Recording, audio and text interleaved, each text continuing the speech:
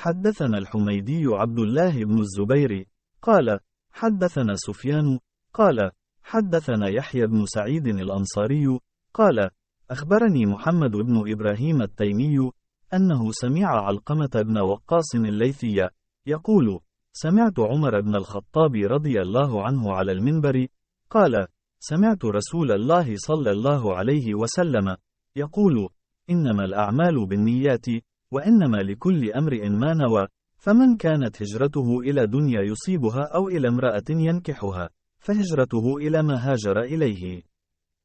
I heard Allah's Messenger saying, the reward of deeds depends upon the intentions, and every person will get the reward according to what he has intended. So whoever emigrated for worldly benefits or for a woman to marry, his emigration was for what he emigrated for.